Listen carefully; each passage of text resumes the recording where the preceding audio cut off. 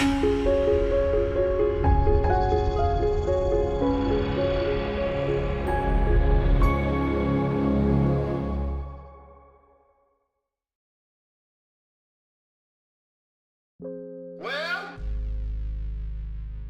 let's get started. Got a lot to talk about today on The Well. Welcome to season 2 of The Well, where we talk about prayer to politics and everything in between. I'm your host for today's show, Christiana Davis, filling in for the wonderful Mr. Marvin Drake. I'm here with Pastor Donnie Briggs, Miss Trinity, Dana, Prophetess. and David. How are you guys feeling today? Oh, we I'm feeling good. so Feeling good. Wonderful. Prophetess. I'm Be excited here. about this panel. You didn't know? Yeah, I got my license online the other day. I'm a prophetess. Oh, wow. Okay. All right. Huh? .org. Yeah. It's official if it's .org. Is it? And it's .org. Just making sure. So on today's show, we're going to be talking about something very interesting. We're going to be talking about second chances and relationships. Yeah. Now, I know probably everybody, I'm assuming at this table, has had their share with relationships and maybe second chances and whatnot. She said keyword share. She was that like, just seemed like that's the a end lot. of relationship right there. I don't share. Don't be sharing. I don't share. Shares. But as you all know, Jay-Z released his album 444 a couple of months ago, and it basically was almost like a response to Beyonce's precursor album, Lemonade. I'm a huge fan of her. But basically in the album, she was talking about the experience that she had with, I guess, infidelity and some emotions that she went through. She talked about a little bit about Black pride and rebuilding relationships and then going through the motions and things. But then you have Jay-Z come out with this album and kind of respond. What do you guys think of second chances in relationships? Well, that's a great question. Firstly, I think it's a great song, one of great vulnerability and also maturity. And so I think in that aspect, second chances, it is important because you can be in a relationship but not be mature enough for the relationship. Both parties can. Mm-hmm. Yes, a lot of times we see that like from the outside. I know talking to some of my friends or the ladies, they say when they see somebody that's a public figure and it's infidelity, they're like, man, I couldn't have been me because I would have been up there. And I tend to, it's not that I'm defending the man, but I'm also like, you don't know what their situation was. And until something happens to you, you don't necessarily know what you're going to do. You can't speak because, especially at that level, the publicity of it, the hurt, the pain, the things, there's so much that entails with that. So you really have to, I think, judge each situation case by case. But that's what I like about that creativity. Like, we all know they're very private when it comes to the public. But when she did Lemonade and he did 444, it was like, to me, I felt like this is their way letting us know, like, look, we're not going to come out publicly with it. We're going to put it what we love to do, and this is how you going to know. So I felt like that gave us more of an insight to, like. And it could be a business decision, too. You never know. It's like, man, we too big to scrap this, so let's get it together. Let's make it. Let's put the act on. And I'm not judging, but I'm saying, like, we don't know. Like every situation. We're talking about it made me think about the situation with Tina and her husband. Yeah. You know what I'm saying? They did that publicly. Even they did the, reconciliation. What's it called?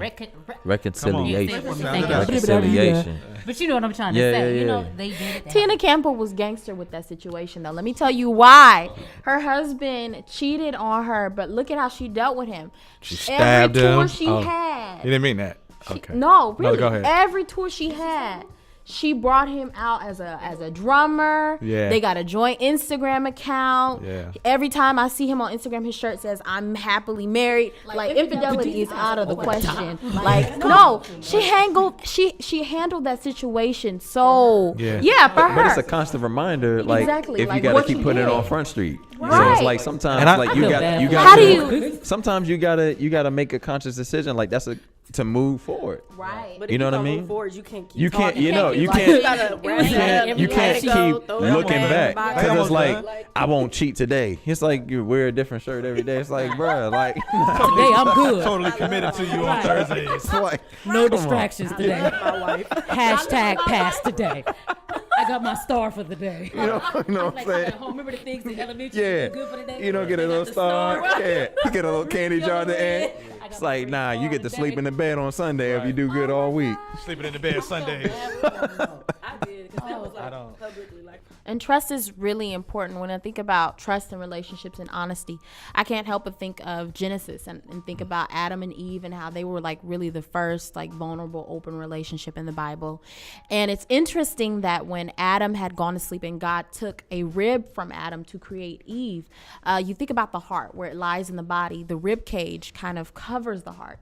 So in a sense, if women are to be the rib of men, we cover their hearts, right? We protect their hearts. We're keepers of their hearts. So why do you think that it is when it comes to relationships that women are, if we are the most forgiving, is you see in relationships, we're always the ones coming back, right? We're like, okay, I'll give him one more chance. But if a woman does something wrong, the man is like, I'm done. It's over. Why do you think we have such a forgiving nature when it comes to relationships and giving second chances? I love, but at the same time, it's not supposed to hurt me. Yeah. So therefore, I can't, for me, like, I can't give you a second chance. Because to me, like, if this is what you're capable of doing and you're showing me who you are, I don't want anybody like that in my life. And a lot of times, God will reveal signs to us women that we choose to ignore until you finally have to really go through something deep where to the point it's like a knife just being stabbed in your heart. So women, we run on emotions where you guys run on the physical things. You know what I mean? We're like, oh my God, but I love him. Like, he made me feel this way. He made me feel that way. Like, oh my God, I loved when we did this. We think more of the good times, and we, like you said, those bad times, we put the red flags on them. But I think, that could be, I mean, it's definitely true. I think men are probably more emotional than they let on, but they don't show it because it's, you know what I mean? I agree with you because as men, we are raised to be strong. Especially black men. Yeah. It's like you can't be no punk. I'll be crying. Can't be soft. You can't be doing that. What you doing? Are you gonna let the little girl hurt you? Man, like, nah, you better man up. You better tough. But there's another one out there. That's right. So it's like, and then that's just in that aspect. So when you taught that from a gent, it's like, I remember TD Jakes I was watching one of his clips. He's talking about men and women. Like when you see little boys when they're young, if you see them playing with dolls or playing house, you be like, man, you better get that boy out of there. He ain't playing no house. Right. But then the women are playing house. And so they playing house, playing marriage and stuff all their life. We out there like, don't be playing no house. Right. That's a little thing that obviously, And, I mean, it does. And so, when I was listening to Tran and to Dana speak, it's like, as women, you are more prone to make the relationship work or like you are for commitment. Yes. And with dudes, like we're taught like, oh, just run out and play and just do you. Like when I was in high school and even entering into college, I had an aunt who said, Don, like, remember, like you're not obligated to anybody. Like if you're not married, you're not obligated. So I entered into high school, into college, undergrad, had a girlfriend. It was a long distance relationship, but in the back of my mind, I still had that thought of, I'm not obligated to her, so I can just do whatever. And even on top of that, as a man, like it wasn't until maybe 5 years ago that I really understood. It's like, even though I'm single, I have to practice how I want to be in a relationship for when I get married. Because as a man, like you're taught, like you're the man, go find a woman. So I was like, okay, I can look at everything. So I'm like looking at everything, and then when you get in a relationship or a situation, you have to practice being disciplined with your eye, because you could still be looking, and it's not even an intentional thing, but that's all you've been doing, and you have to train these young brothers how to look. What to look for. I also think too, back to what you were saying, how women get, because like we are emotional, but we also have, because we love this person, you have this sense of hope to be like, well, I know he said this, so he is going to change. So and then we hope for them to change, but truth be told, they got to be willing to change. We can't change it. But sometimes they change. Let's say that sometimes they do change. Maturity. You know, it's just about okay, maybe we weren't together at the right time. You know, so I needed to just get back together. Because from an aspect of a man too, like I've dated women that maybe weren't as mature, and they've been scarred by some dude and knucklehead. And so when I did something, they're like, no, I'm just waiting for you to mess up. And I was like, whoa, where'd that come from? But then, no lie, I was like a good dude, quote unquote. That affected me for my next relationship, because I didn't go in as nice. Like I went in doing everything, and she was thinking I was manipulating or trying to get something from her. But that comes because she so was it's like a scarred. cycle. They say hurt people hurt people. Yeah, that you know what I mean? I really believe you know. that. But now look at this though, right? So when you flipping back to the whole 444 album, and you think about Jay's vulnerability, love is risky. Right? Because when you think about God, if we're going back to the garden like you took us, Christy, right? Why would the Lord create people who he knew would eventually fail and become flawed, right? Why wouldn't he just throw us away and just say, I'm going to do it all over? He wouldn't do that, because in his creation, he understands that it's risky, and risk is you may cheat on me, you may leave me, you may hurt me, you may say the wrong things to me, but I love you enough to take that risk. And if we're afraid to take the risk, you'll never be fearless enough to step into the aspect of love. And So, I was just gonna jump in there with like we talking about second chances. God has given me millions of chances. Yes. That part. So obviously, when we get in relationships, I know I haven't been as quick to give second. I've given some, but like, why are we as people, not men and women, but why are we as people not as willing in a relationship? If we're in a relationship with God and we tell him I ain't never gonna do it again, I ain't never gonna do this, but then when somebody does something to us, we're like, especially in a relationship, like, nah, man, forget that, you bump that, nah, you're not here no more. Like, what is that? I think it's also the part and the idea that we're human and no one likes to feel pain. I'm sure when we sin against God, it hurts his heart, right? It makes him upset. But at the end of the day, that's why he's God, right? He has millions of chances for us to give, and we're just not like that. But I think the Reverend John B said, oh yeah, on his first Wait a book, minute. Who? the Where Reverend can I John find B. this church at?